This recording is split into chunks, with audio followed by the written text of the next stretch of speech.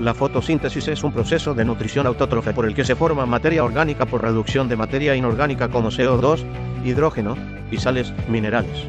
La fotosíntesis da inicio en la fase luminosa, en la que se capta la energía lumínica en la membrana tilactoidal, donde pigmentos fotosintéticos la captarán y la transformarán en ATP y NADH para la fase oscura. Esta captación la realiza el complejo antena, que es un conjunto de proteínas, clorofilas y carotenoides en la membrana.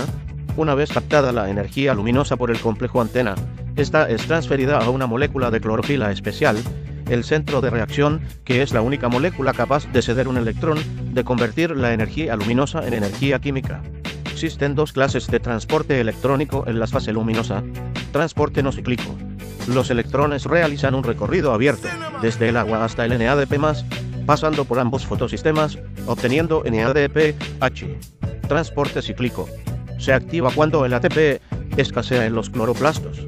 Un electrón del fotosistema 1 es activado por la luz, pero en lugar de viajar hasta el NADP+, vuelve hasta el fotosistema 1.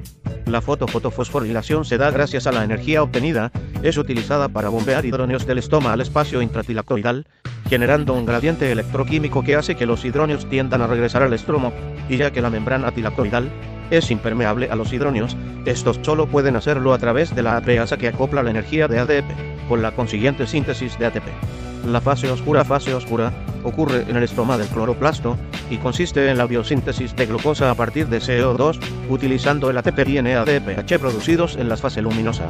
Para sintetizar una molécula de glucosa se requieren 6 ciclos, 18 ATP y 12 NADPH. La glucosa se produce mediante el ciclo de Calvin. Este consta de 3 fases. 1. Fase carboxilativa o fijación de C. 2.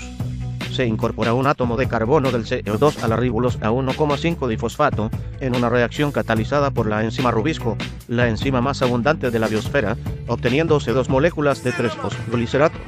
2. Fase reductiva, reducción del átomo de C, que antes se ha incorporado, y se realiza en 2 fases. Una fosforilación del 3-fosfoglicerato hasta 1,3 difosfoglicerato a partir de la hidrólisis de una ATP, y una reducción del 1,3 difosfoglicerato hasta gliceraldehído 3-fosfato a partir de la oxidación de una NADPH. Este gliceraldehído 3-fosfato constituyen una encrucijada metabólica, ya que puede seguir distintas rutas: gluconeogénesis, glucólisis, transformación a piruvato, regeneración de la ribosa 1,5 difosfato. Fase regenerativa: el gliceraldehído 3-fosfato se transforma en ribosa 5-fosfato mediante reorganizaciones que originan intermediarios de 3 y 7 átomos de carbono, obteniéndose ribosa 5-fosfato, que por fosforilación con ATP se convierte en ribosa 1,5 difosfato.